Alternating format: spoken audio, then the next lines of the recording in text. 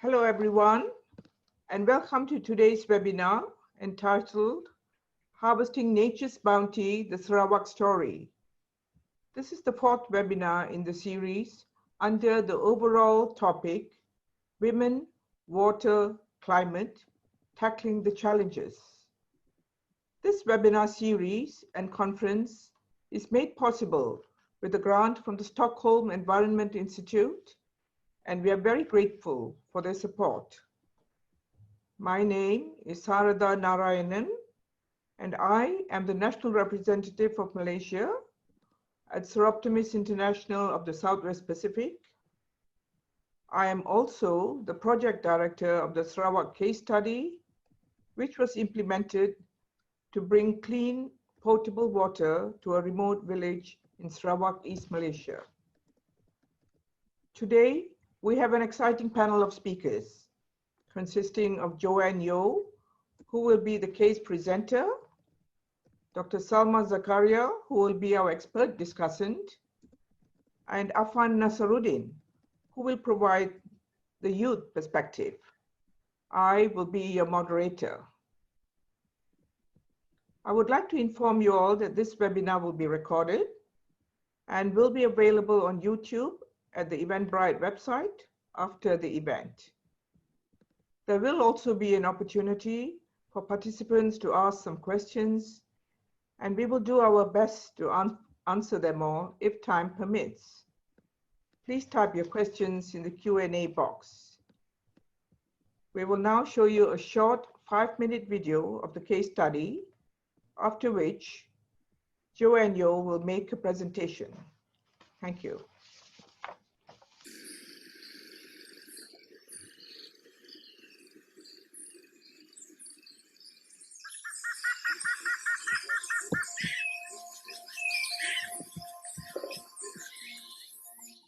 Logging, dam construction and deforestation is threatening the indigenous tribes in Sarawak, Malaysia, of the forests on which they depend on.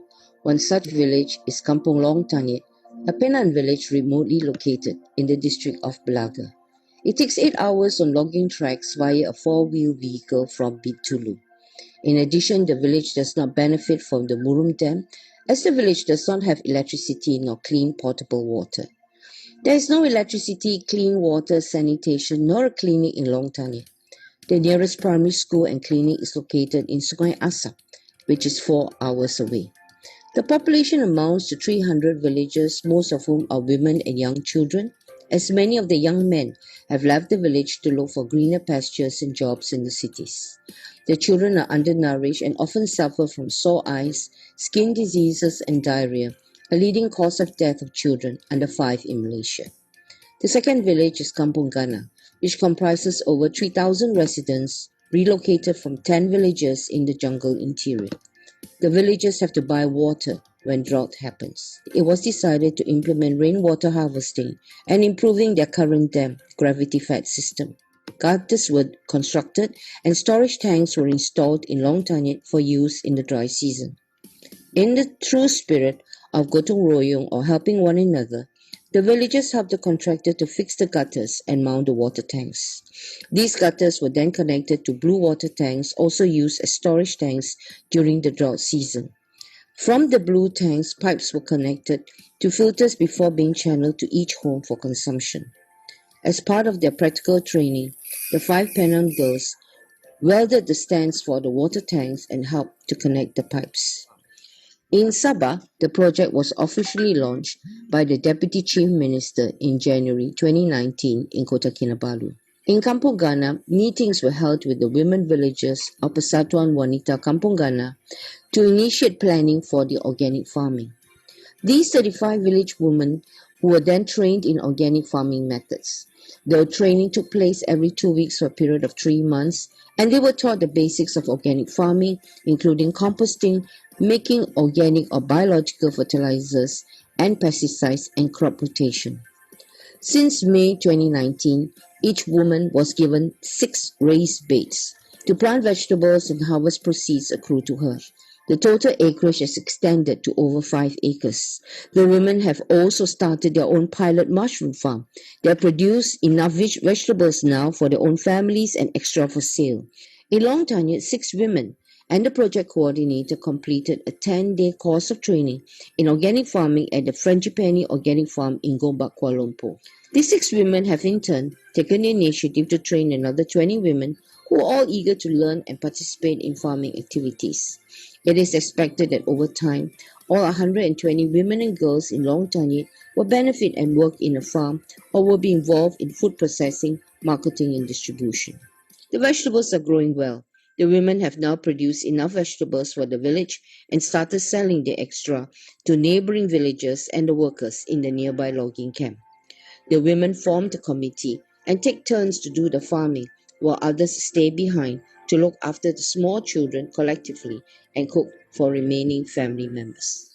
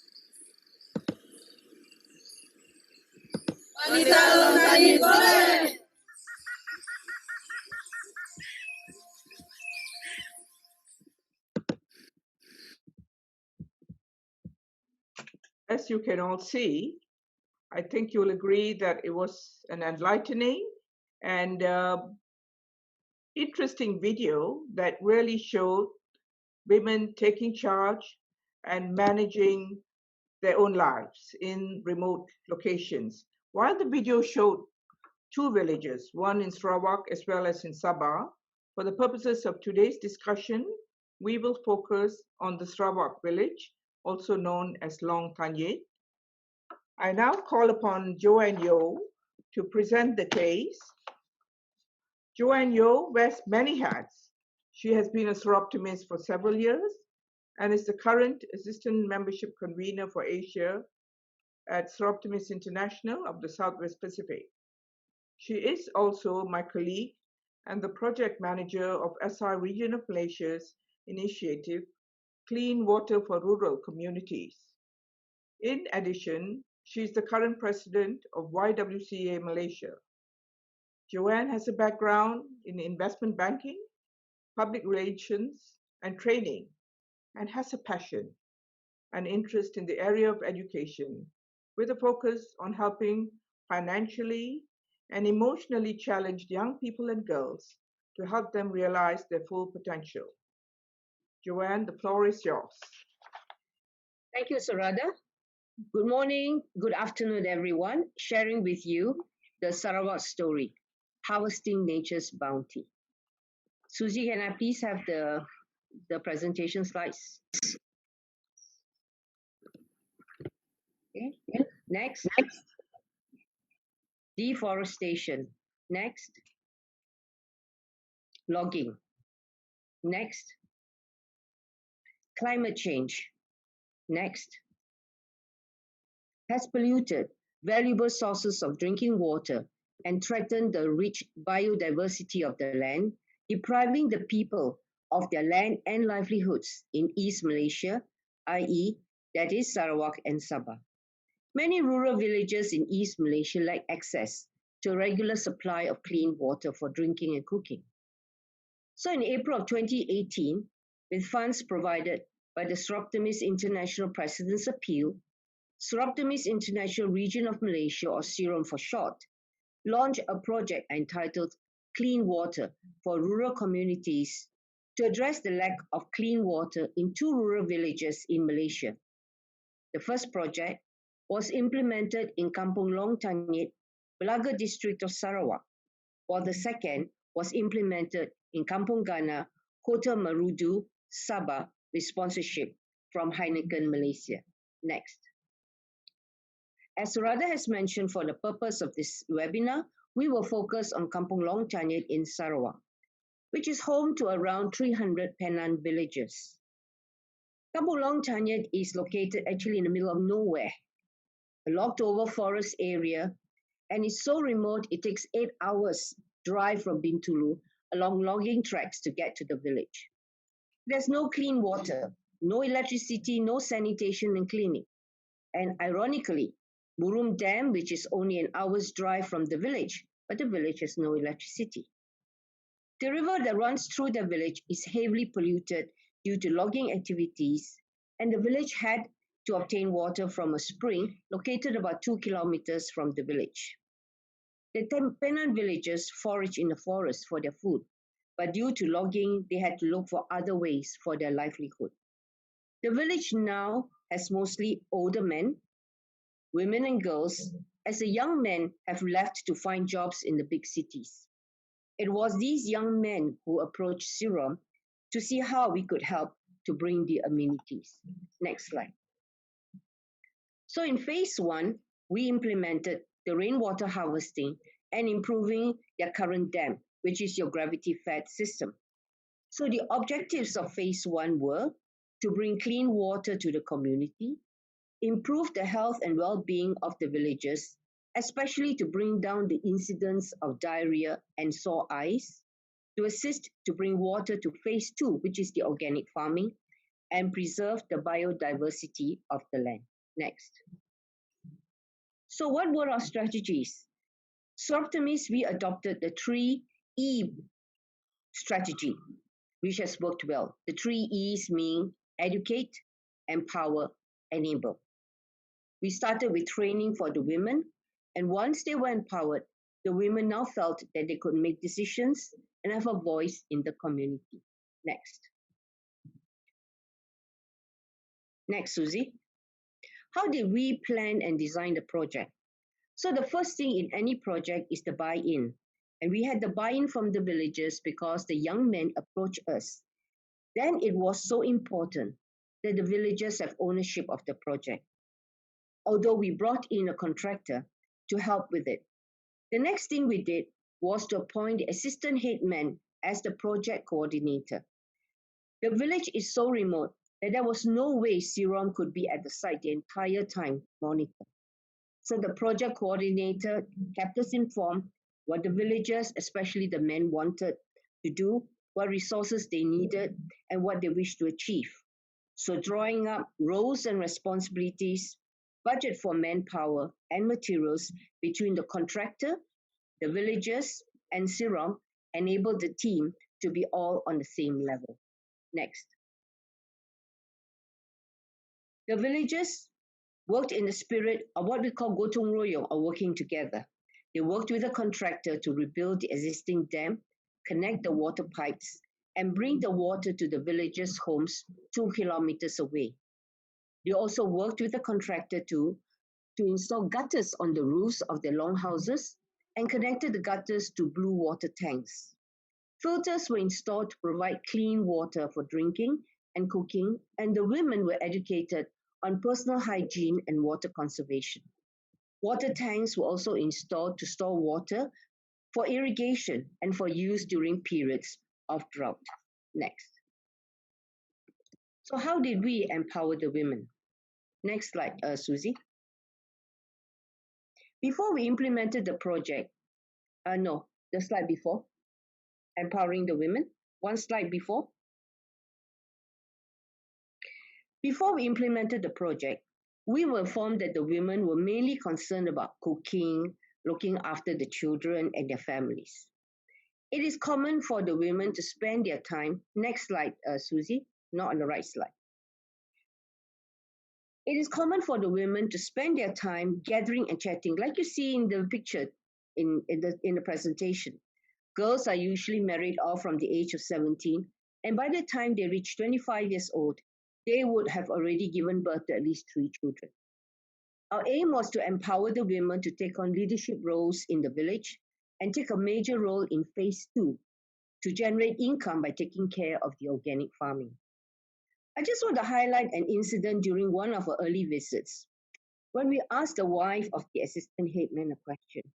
And the wife looked at the husband and hoping that she had given the right answer. So this was how the women were before we implemented the project. Next slide. We also empowered 5 girls who left the village to pursue a welding course in Peninsular Malaysia, to empower them to be welding inspectors. SIROM subsidized their diploma in welding, and while pursuing their diploma, they went back to their village to help to weld the stands for the rainwater harvesting system and help to connect pipes. If the girls were not upskilled to diploma, they would not have become now welding inspectors. They have now broken the glass ceiling in a very male-dominated industry. For any project to be impactful, it is very important to have like-minded organizations working with you.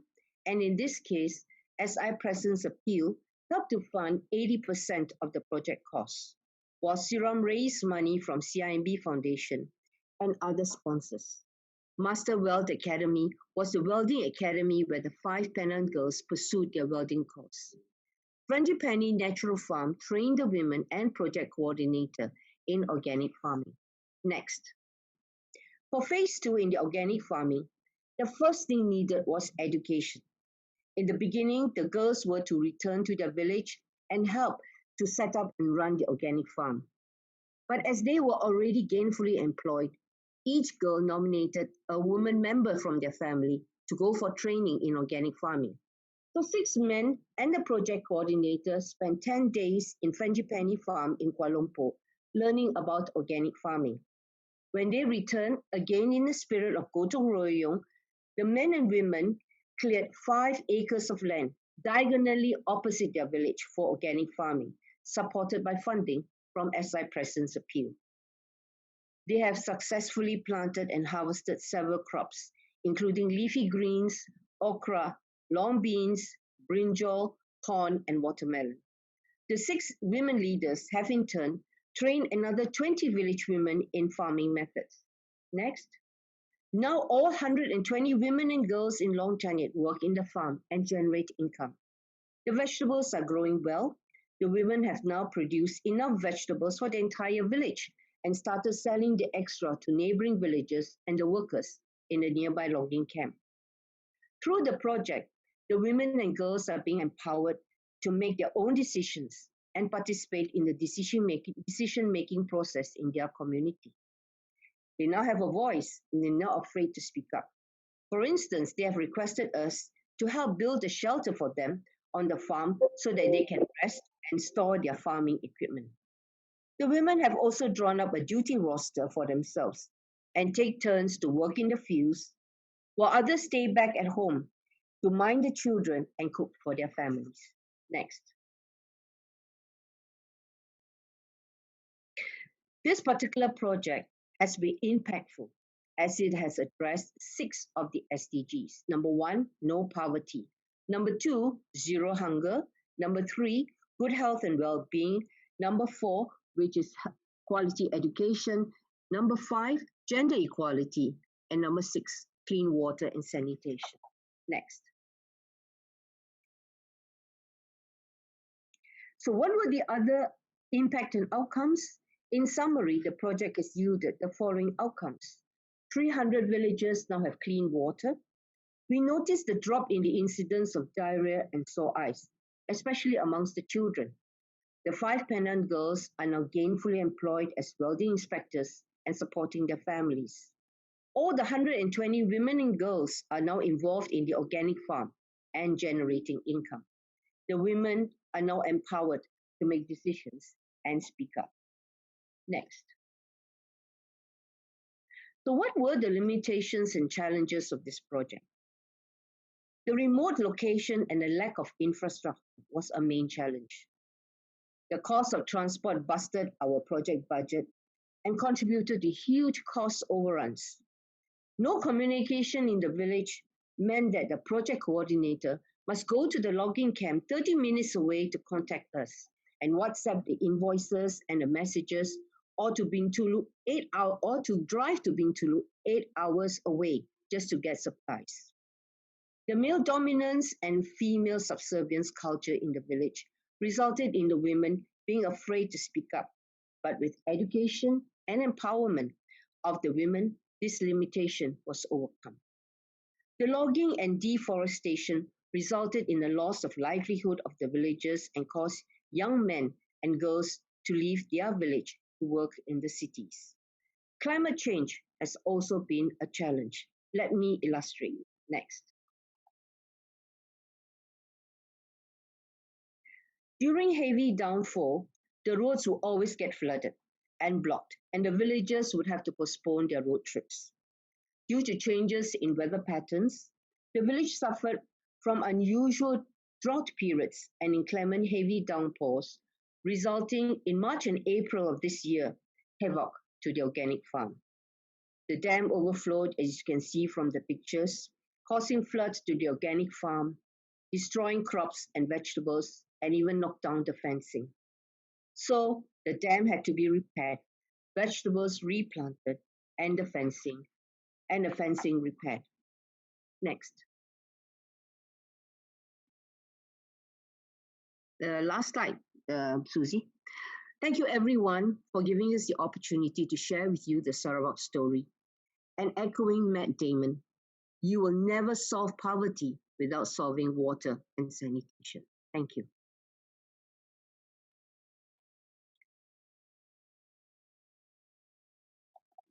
Thank you, Joanne. I think you can all agree that that was a wonderful, inspiring story. I am so proud of the women in Long Tanyit for rising up to the challenge and pulling themselves out from a rut that they were in and really doing something to change the focus and the future of their lives. As you can see, it was not without challenges. So maybe that is something we can discuss later during the Q&A, because I see a few questions popping up. Our next speaker will be Dr. Salmah Zakaria. And Salmah, you'll have 10 minutes to speak. Dr. Salmah is the chair of the Academy of Sciences in Malaysia Water Committee. She has several years' experience in the water sector and was responsible for drafting the strategic paper on water sector transformation for the 12th Malaysia Plan in 2019. She has served the government of Malaysia in various departments for more than 30 years and later worked in UN SCAP Bangkok for 7 years. Dr. Salmah has a degree in engineering, a postgraduate diploma in hydraulics from the IHE Delft Institute for Water Education in the Netherlands, and a PhD in Deep Peat Field Water Management from Cranfield University, UK. Dr. Salmah, please give us your expert opinion and ideas about this project and what we can do to improve it. Thank you. Thank you, Dr. Sarada. Can I have the first map? Yeah, here we will look at the Long Tanyit with reference to Malaysia. Next. First, I would like to thank Joanne and Soroptimist International and other similar NGOs for helping in you know, sometimes things just fall through the gap. So normally these very remote areas tend to be out of the sight of the planners. As you can see, there is this range in the center of Borneo, where Sarawak is to the north. And as you can see, Sarawak is about the same size as Peninsular Malaysia. Next, please. Malaysia is actually made up of small river basins totaling more than 2,700. The bigger river basin units comes up to only 189. And you can see that in Sarawak, we have 22 major river basin units. Next slides, please. The pink one is the River Rajang, or what they call Batang Rajang in Sarawak. And that's the biggest of the river basins in Malaysia. And you will see next, in the next slide please, that Long Tanyit is really very deep in the near the border with Indonesia, and almost at the end, near the upstream of the Batang Rajang. And the details, as you can see, of the Bakun Dam is not that far away from Long Tanyit. The Murun Dam is even nearer, but they are all, in a sense, downstream from Long Tanyit. You have the river that flows just beside Long Tanyit, being a tributary of the Balui River. So again, it's really very upstream. And the logging area that I think Joanne was talking about is further upstream, nearer the border. As you can see, Long Tanyit is only 37 kilometers from Murun Dam. And the Iran range, just on the border, is about 1,300 to 1,500 meters. Next, please. So in terms of climate and climate change, Sarawak has equatorial climate, with temperature ranging between 23 degrees centigrade and 32 degrees centigrade. In highlands area, it can be as cold as 11 degrees in some nights. The northeast monsoon, usually between November and February, brings heavy rain. So, and while the southwest monsoon from June to October is usually milder. As you can see, the average rainfall is very high. Compared to about 800 millimeters in Europe, you're talking about here 3.3 meters to 4.6 meters, depending on the locality where Sarawak is concerned. Humidity is consistently high. From the report, the National Communication Report number 3 to UNFCCC, it is observed that there are increasing trends of 1.3 degrees centigrade to 0.24 degrees centigrade per decade over the last 4 decades. But there is a slight trend in observed rainfall with a slight decrease in Peninsula, but an increasing trend in rainfall in Singapore, in Sarawak. But the flood that you can see just now, as highlighted by Joanne, is probably due to the clearance of the forest. Now we talk about what we are planning for the future for Malaysia. Our 12th Malaysia Plan will be coming in next year and will end in 2025. Prior to that, we already have 11th Malaysia Plan. The target for the 12th, the objectives for the and the target for the 12th Malaysia Plan is to ensure water security and sustainability, as well as to provide economic opportunity within the water sector. And because of the work of many of our NGOs, we are now looking at the drivers being the people. And when we say people, we are also including the NGOs as well as the communities. Generally, the communities in the deep interior, may not be aware what are the aids available to them. So we depend a lot on the NGOs for these areas. Even in Peninsula, where in the center of the Peninsula, the central spine, there are people there, the Orang Asal, who are still needing some help. And there are 2 ministries that seems to be somehow not connected to the people. These are the Ministry of Health, which looks into the water supply, in some of the areas, as well as the Ministry of Rural Development, which helps in the development of these very remote settlements. And we move forward in the 12 Malaysia Plan to look at the governance, information and research development, commercialization and innovation, the finance side. How can we finance some of these things? And we are recommending that even for the communities and the NGO, there should be some location of financing and of course the infrastructure development. These have not yet been accepted. So we are waiting for it to be launched. It was supposed to be launched last August, but we are anticipating it will be launched in January. We are anticipating that this thing, most of the things that I'm mentioning would be something to be looked forward to. And I think we have to understand that when you go to rural settlements, the women are normally the one that are, they being the primary caregivers are the one that are left behind in the village to look after the family while the man moves out. That also happens in Peninsular Malaysia 30 years ago. So we need to see that we jumpstart some of the things that are happening in rural Sabah and rural Sarawak. Next. Next slide, please. I think that's all.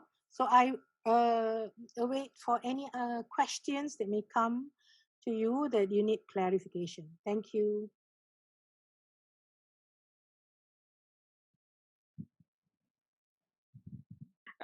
Great, Salmah, thank you for that eye-opener. I mean, I am happy to note that the government has got good plans in the future.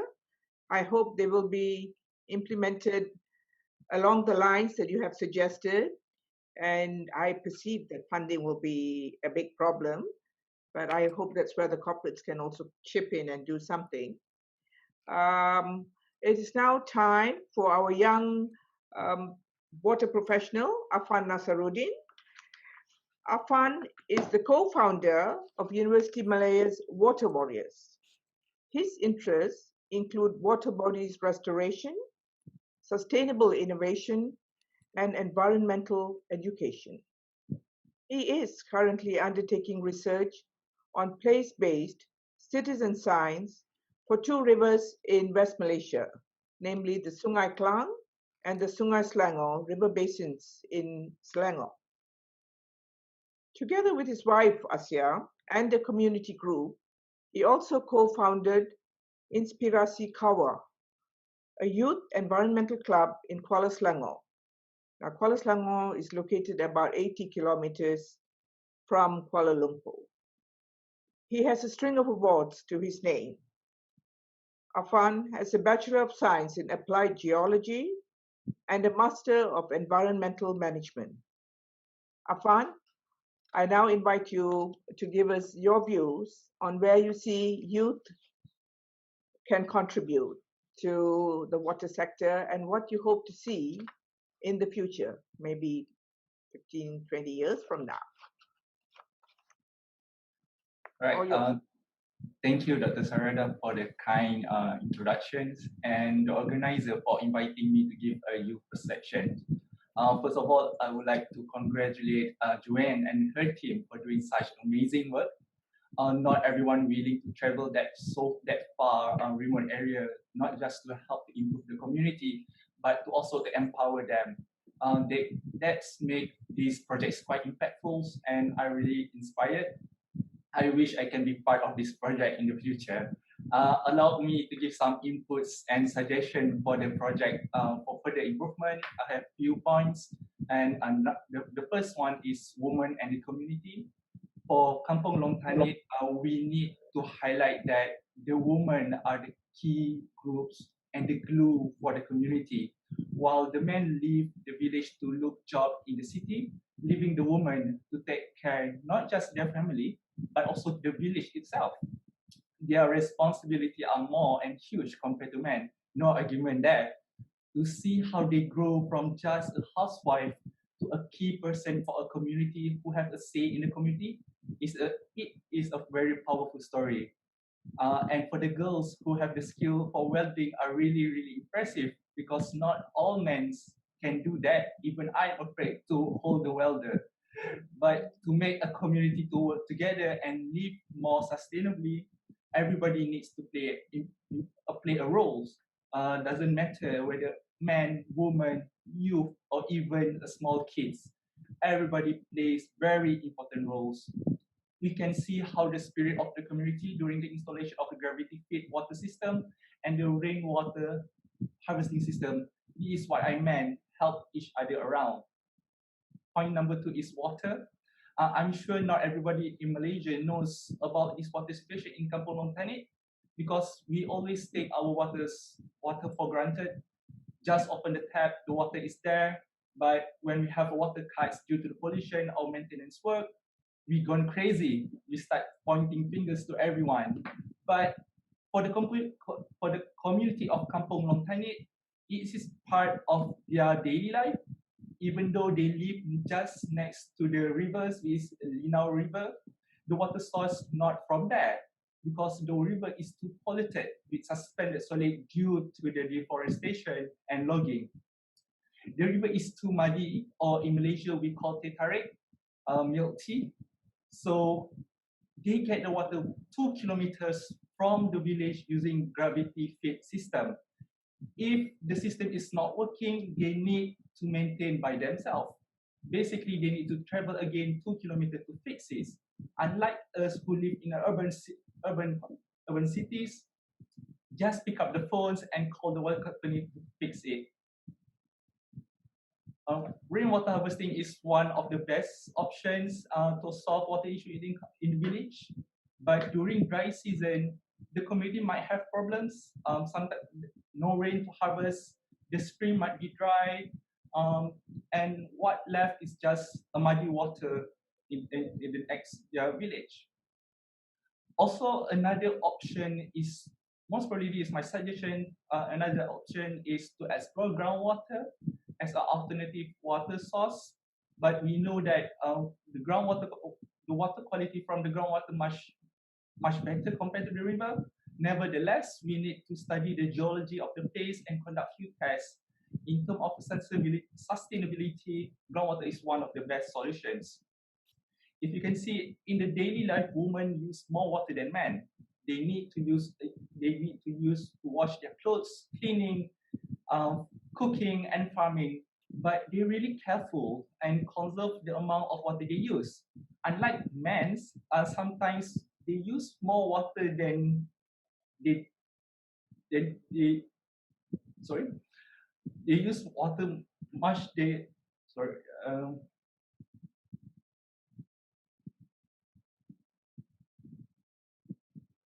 Is that okay? All right, okay. they use more water than enough. For example, for Kampung Long Tanit, Joanne shared with me that some of the men use treated rainwater rainwater just to wash their motorcycles. What wasteful! So education and awareness need to be highlighted for everyone on conserving the water. It believed that if women have improved access to water for domestic use and agriculture production, they have more time to start market gardens or income generating activities, and in turn to improve the diets and income for the household, as well become more involved in the governance structures that shape the community. Kampung Long Tanit is one of the examples. The third point is the climate. Like Dr. Salmah says, climate change is real. No doubt, no question. We have to look into if we look back into the meteorological data, suppose in Malaysia, in the past few years, we have dry season currently. Then we add on with the haze problem. But today, we have rain almost every day. And some part of the state in Malaysia, such as Sabah, getting flooded recently. So climate change have changed our weather pattern and way of living. Deforestation and logging happening around the area become the catalyst for climate change for the village. Furthermore, in terms of farming activity, the community need to adapt with the climate change climate pattern and also strategy, the type of plants and vegetables that's suitable for the production they produce so that it's optimized. And lastly, the fourth point is I'm glad that Dr. Salmah said that the upcoming 12th Malaysian Plan, people are the drivers, are we considered in a major factor in water transformation. Well done for the Malaysian governments. I'm really eager to see the significant change in water sectors in Malaysia. As we already in the end of year 2020, I personally have a mixed feeling to see the situation like Kampung Long Tanit, where basic amenities such as clean water, sanitation, infrastructure as roads, even internet connectivity is still way far left behind. For your information, Sarawak is the top 5 richest state in Malaysia based on the GDP, but not everyone in Sarawak shared those prosperities. For example, when the state built the Muru Dam for the hydroelectricity in 2008, which is quite controversial, where there's some local community need to be relocated and removal of rainforest due to the construction. But after the completion of the dam in 2014, the community nearby, such as Kampung Long Tanit, still don't have the electricity. They didn't benefit the developments that state have been built. So based on my finding, in 2019, the state government installed solar panel to generate the electricity for the Kampung Long Tanit. Please correct me if I'm wrong, Joanne. It took many years for the community to get a proper electricity. So another example is the logging activity in the area. The community used to go to the forest to find food, even to catch fish in the river. For them, the forest is a big refuge. But due to the logging activity, they were forced to change. The logging company did not even bother to help the community. So therefore, we need to take a step back and do some reflection when someone say this project is for people benefit. Is the project actually for the people or for the other peoples? So in the world we are living where money is very important, we can see many youth leave the village to seek for job or yet further education. We can't stop them because without better infrastructure in the village, we cannot force them to stay. If the trend is going to be like this for the next 20 to 30 years, it's quite a big loss. Who's going to take care of the village? Is the village still will still be there, or is going to be another logging site? So for those who seek job or further their education in the city, please do not forget your village, your origin. There is a proverb in Malay saying, "Sirih pulang ke ganggang." Help them as much as you can. Send money to them, transfer your knowledge to them, empower them to improve the village. I hope to see the project in Kampung Long Tanit to be continued and become an inspiration to other community in Malaysia and to the world. Just a quick one, I would like to share my humble experience in engaging an urban community or campus community in restoration of lake in the campus. Suzy, can you have the slide?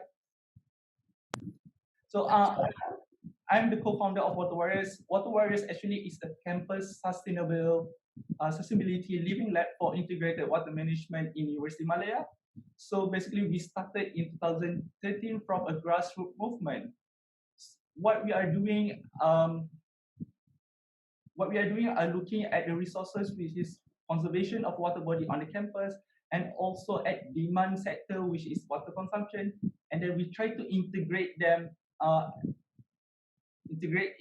thus provide a solution to the campus in the context, campus context first. If it is successful, we bring those solutions to outside community. That's how we work. So next. So this is the condition of the lake in 2013. It's very eutrophication due to the enrichment of nutrient. The lake is covered with algae, which limiting the dissolved oxygen content in the water, which lead to the massive fish kills. Even worse, part of the lake was covered with a blue-green algae, which is quite dangerous and smell terrible. The lake used to be full of trash. So in summary, in 2013, we declared that the lake is a dead lake. Nobody dare to come. When I started WfWP's project, I was a fresh graduate and working as a research assistant in Faculty of Science in 2013. I had the opportunity to visit Japan and presented a poster presentation about my work in Kuala Selangor.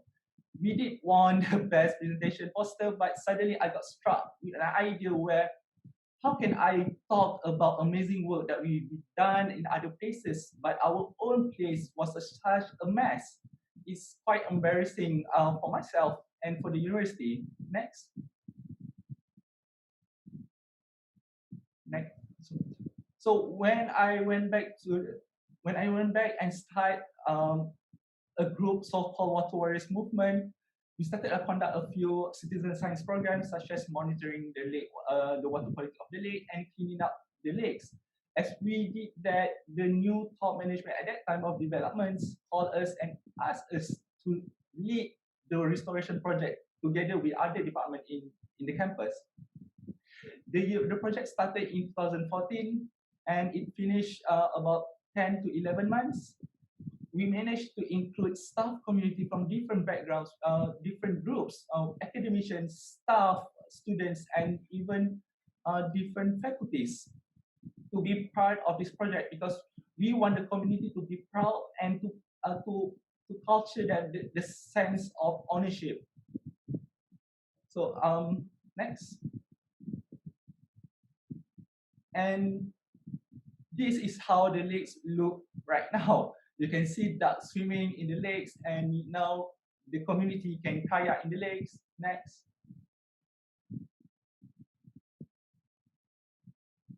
Now that the lake is not just for recreational activity, but we managed to transform the lake into a living space where people, which is campus community and public, can learn about biodiversity of the lakes, learn about fish, and many more.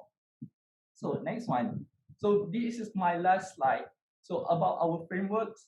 So normally when we have a problem to solve a problem such as pollution or incident, we will be using engineering technologies or structures or so on. So we call it a hardware to solve it, to make it more stronger and to try to bind it with law, policy, or guidelines. So that I'm considered as a software.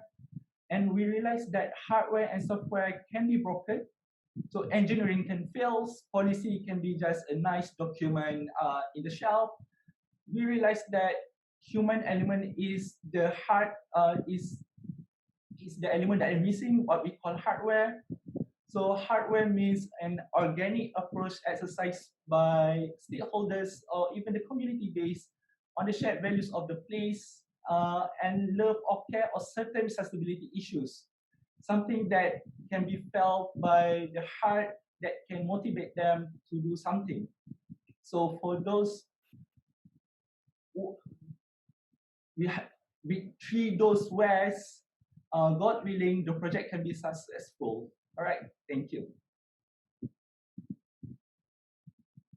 Okay, Afan, thank you. I think you highlighted a lot of important issues. I think it is important, all three speakers have said that it is so important for the community to get involved and be the drivers of the project for it to be successful. And I think all our three panelists have emphasized that. We do have several messages of congratulations coming up, so a huge round of applause to all of you. In addition, there have been quite a few questions, so I'll see if we have about 20-25 minutes to get the questions answered if we can. And for those questions that we are unable to answer during this time frame, maybe you can email them to the speakers or to the website, and we will do our best to answer them in the near future. So I have with me, okay, from Marit Werhofgoen, how do the men react? This is something to you, Joanne. How do the men react to the new empowered women? Are they more respected, listened to? think it's now a greater respect from the men towards the women. I don't think it's a case of they feel now they are feeling like the women on top of them. No, I think it's a much greater respect. And I think now the men and women see themselves as working together on the same level, working hand in hand. Because I just received some photographs yesterday of some of the vegetables that were growing well after they had redone their actual farm, and it was told that it was actually the men and the women together giving them this type of vegetables. So because they know at the end of the day they're working together not for their own good but for the good of the whole entire village. Okay. That's good to know. I think that's something that's an important point to remember. We are not there to suppress the men. We would like to be listened to, and we would like to participate on an equal footing. Yeah. So I think that's really important. From Isla Benato to all panelists, but again, I think, Joanne, you should probably have the first go. Do the women have basic financial management skills, such as opening bank accounts and saving, or to plan for the future? Do you know many of the girls, not so much the girls, it's the women. I had a chat with them, and many of them tell me that they all leave the school after their primary education.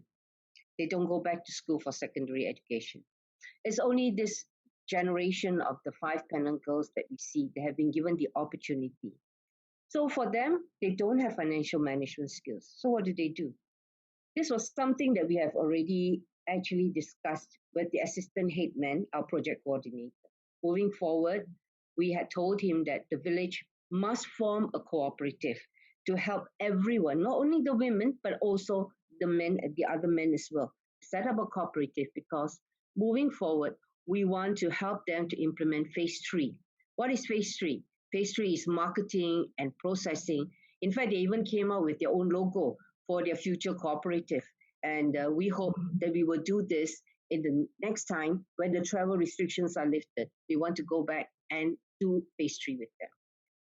Excellent. All right. So I do hope when COVID gives us a chance that we will be able to move forward with phase 3, which has kind of stalled for the time being.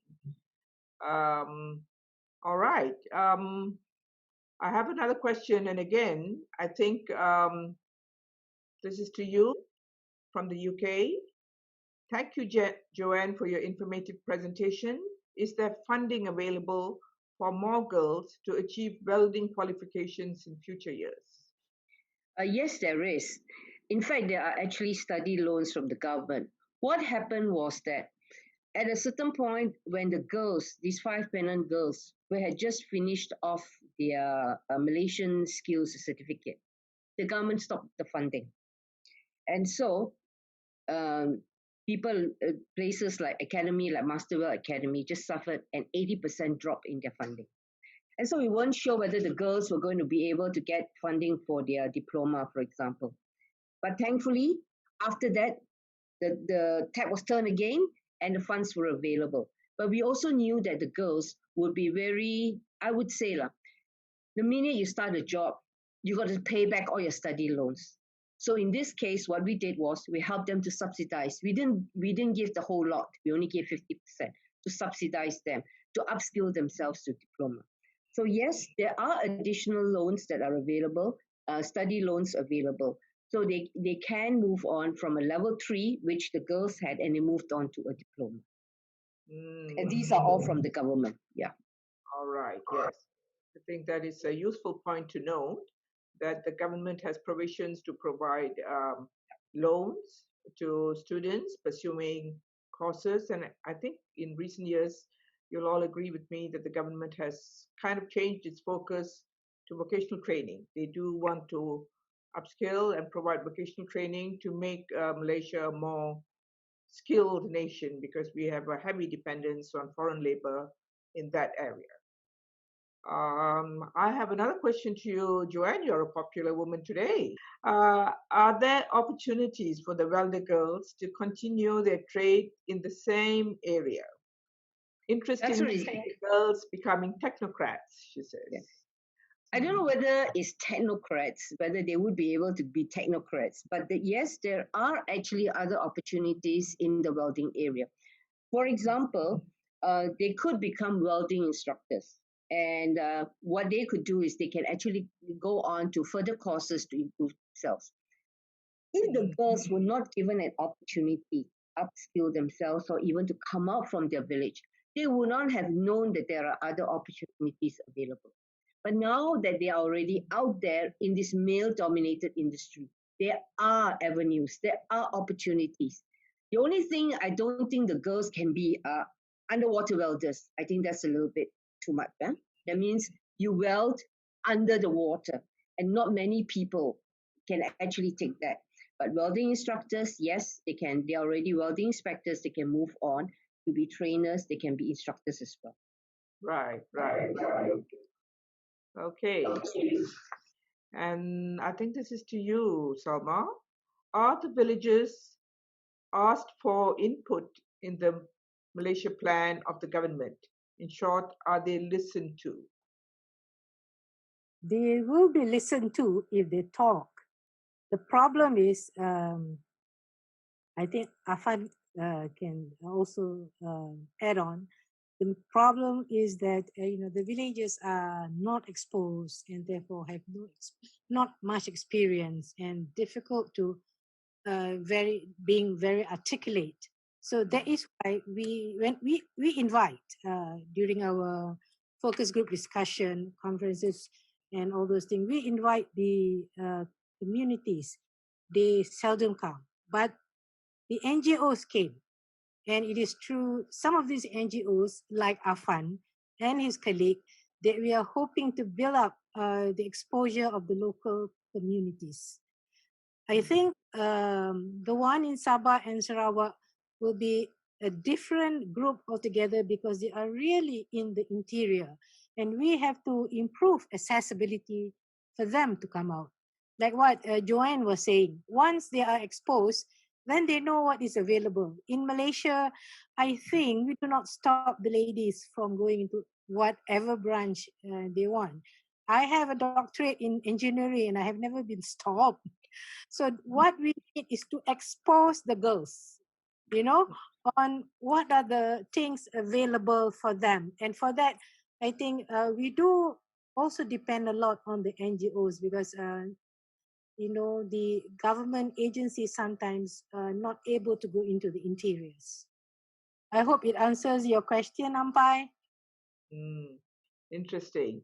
Well, I think you've also mentioned, Salmah, just to highlight to the rest of the people listening in, that the preparation for the current Malaysia Plan include contributions from NGOs through which we hope to gain connections to communities, which is exactly what you said just now, that we go through the NGOs because the communities have no avenue or they don't know how to approach. Exactly. That was one of the issues I think, Joanne, you and I faced when we implemented the project. Yeah. Because if you remember, we had trouble. They need funding and they don't know where to go. But if you approach government departments, they will tell you, oh, there are lots of provisions for funds to help the B40 community. So there is this mismatch. Who is the connector? The government there, the community is here. They say the funds are available. The community says they got no funds. The one who connects is usually an NGO or civil society organization. So that's where I think we come in, but we don't have enough of representation at government meetings either as NGOs. So I think that is something that really we need to look into for going forward. I would say going forward. We are also trying to create, Sarada, we are also trying to create more platforms. And these platforms can also be going through the religious groups like the churches, the masjids and the temples. So let's see what is going to be launched in January, whether this will pick up. But currently we are developing modules for anybody to use. regardless. There's no need to pay whatever. So the moment the modules are ready, so anybody can use it to develop, you know, our own population, including those in the communities. Excellent. It's the first time that the government is looking from all the stakeholders. Previously, it was, you know, mostly looking from the experts and from the technical agencies. For the first times, almost from February to December of 2019, we have a total of 20 events where we connected with the expert, the stakeholders, and the communities and NGOs. We were reaching a total of more than 1,000 people to seek their ideas and their views, and hence, you know, the focus will be on the people as the drivers, and the need to create more platforms, budgets, things like that, in line with the SDGs. You know, the 17 SDGs. There are so many things that we are supposed to look into and to try to meet the targets. Okay. There is another question addressed to you, Salmah, and it's from Susila. Is there provision in the 12th Malaysia Plan to improve the status of the indigenous people? Is there emphasis to approach them through their community leaders or just NGOs? Currently, I think we are using the NGO to approach the community leaders, because the government side is rather limited in terms of manpower. I think from the moment that I first started to work to now, the connection with the NGO is a lot more better. And even, you know, there is this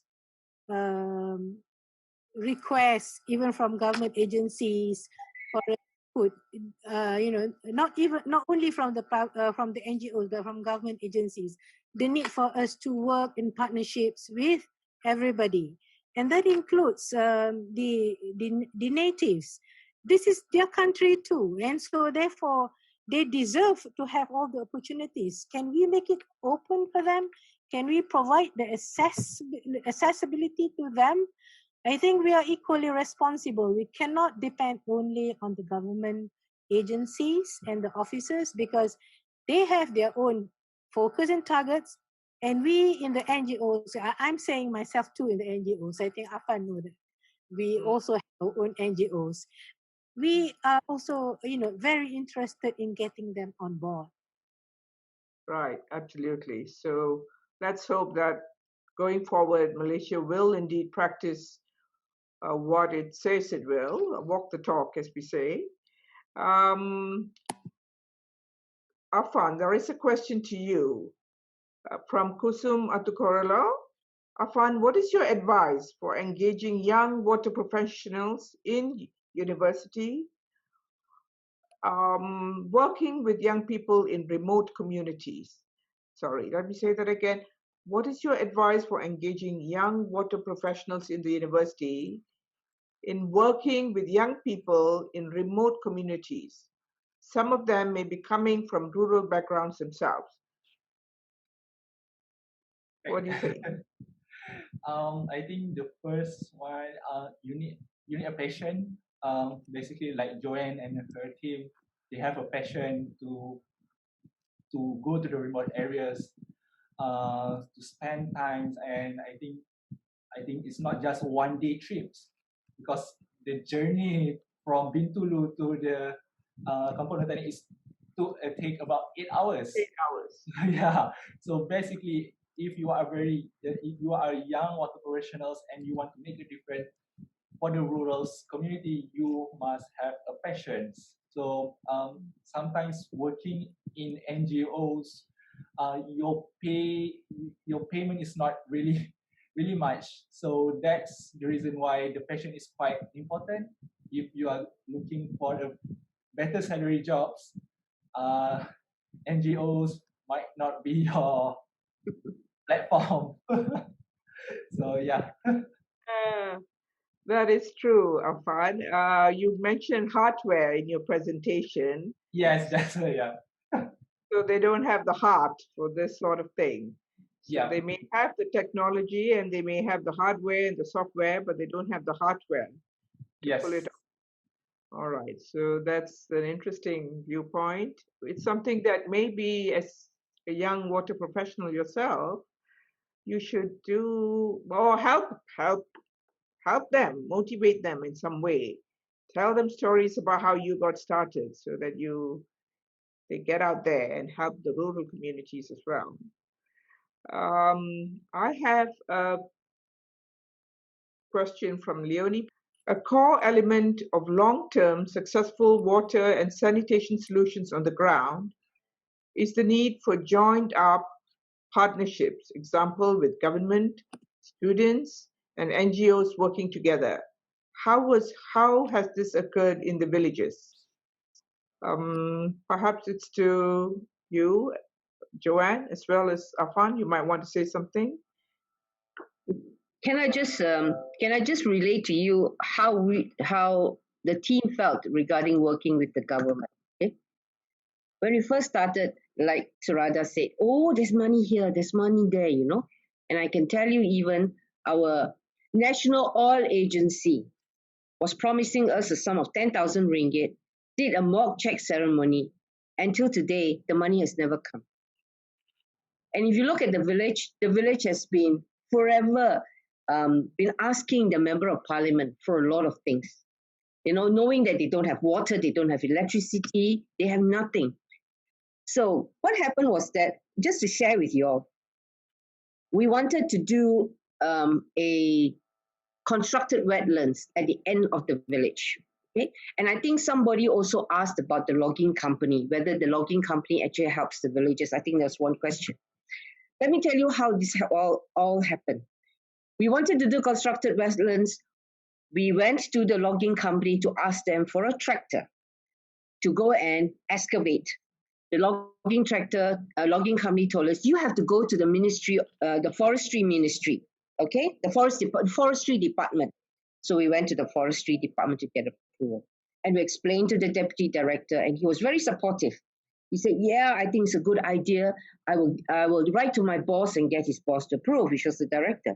So the director sits in Kuching, okay? It's not even being told, he sits in Kuching. So the request went to him. Guess what happened? He got rejected. Because the people in the government are not on the ground. They're not knowing what is needed at the ground. So when you talk about government, if we had depended on the government for this project, we wouldn't have moved, okay? It was mainly the NGOs, in a way the students, but also like-minded organizations like CMB Foundation. So in many times when we want to do something like this, we have to think carefully to find out whether it's worthwhile for us to actually go in and ask government first before we even do the project. I'm glad we didn't. But also sharing with you what happened was that after we finished the clean water, the portable clean water, the member of parliament, okay, we told the assistant headman, go and see your member of parliament, bring him to show all the water, you know, the portable water we did. Maybe he'll give you something. So he brought the member of parliament. So guess what? The next thing they did, they didn't even talk about electricity. I kept asking them to ask for electricity. They said that, oh, you need a futsal field. What? I said, you need futsal? They need more electricity, more than futsal. No, we have to build a futsal court. So they did a futsal court. Then nothing happened. And remember, Sarada, we told him, go back and ask your member of parliament for electricity. I understand they might be giving you some solar. He did tell us about something like that. Then after that, they did actually gave him solar, didn't they? Yeah. So he needed something like a project, like something to kick it off for the government to wake up, you know, to tell them, hey, you better come back and do something for the project because you have never done it in the first place. And you know the water tanks, the blue water tanks that was in the video, the village told me that there was a big, massive project in Sarawak. They went to supply everywhere in Sarawak with these blue tanks. Guess what the contractor actually did? He did supply the blue tanks. He supplied the pipes, asked somebody to sign off and say that they got it. They actually received it, and he went away. Nothing was connected. The blue tanks were languishing there until we came in. We said, we are going to recycle them and reuse them. So sorry, our experience with the government on this project has not been. Right. Yeah.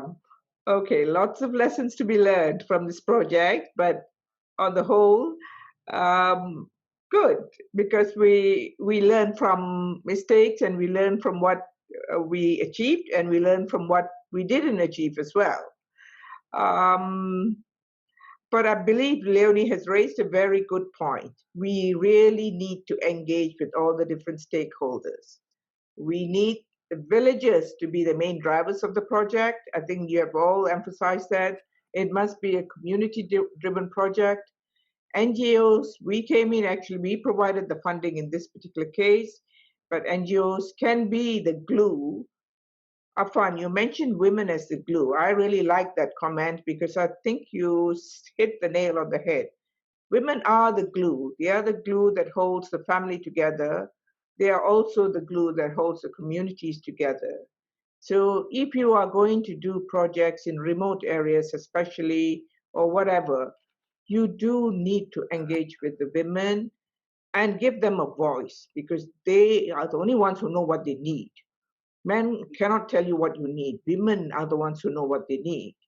So if you do not participate in decision-making processes within your own community or higher up, people like Salmah, we need Salmah up on the board, making the plans, advising the government from your expertise, what needs to be done. So it should trickle all the way down, bottom up, I would say, but top down too is possible, I guess. Yeah. Okay, we've got like 2 more minutes.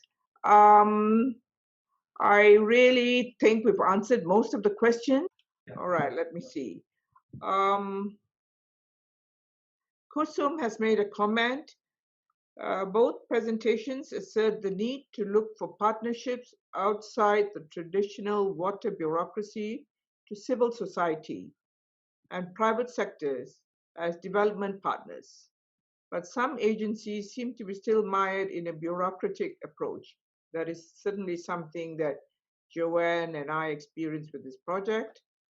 And what kind of capacity building, awareness building is currently being done in Malaysia to create collaborative alliances to improve the situation? Salmah, maybe that should come from you. I would think not enough is done vis-a-vis what have been going on. But moving forward, we are looking in what we are doing now, in developing under the 12th Malaysia Plan, for example, we have 7 game changes, new game changes. And one of them is AACB, awareness, advocacy, awareness creation, and capacity building. And that we want to develop almost immediately and implementing it immediately. And to reach, I think we are talking about maybe at least 10% in 12 Malaysia Plan. So we'd like to see that happening, because at the moment, when you look at water management in Malaysia, even in the urban areas, you find the rivers very polluted. I am actually very upset with what is happening in many of the industrial areas like Pasir Gudang, even Kuala Lumpur, Damansara. Things that can be done. It's not that we cannot do it. We just do not know what we did, and we have to move forward from there. And that's what I'm hoping that we can do almost immediately into the 12th Malaysia Plan. All right. So, right. Thank you very much, panelists. I think we have come to the end of our presentation. I think you'll all agree that this was an excellent case study, a lot of useful pointers to learn from, and a lot of thought-provoking answers and questions, giving us ideas on the way forward. And I would like to give a huge round of applause to all our panelists for providing so much interesting discussion here today. Thank you. Thank you, everyone. Have a wonderful afternoon, evening, or morning, as the case may be. See you at the next webinar. And once again, a huge thank you to our sponsors, Stockholm Environmental Institute, for sponsoring this event and the ongoing events leading up to the conference, which will be held on the 2nd and 3rd of November. Take care and stay safe, all of you. Bye-bye. Bye.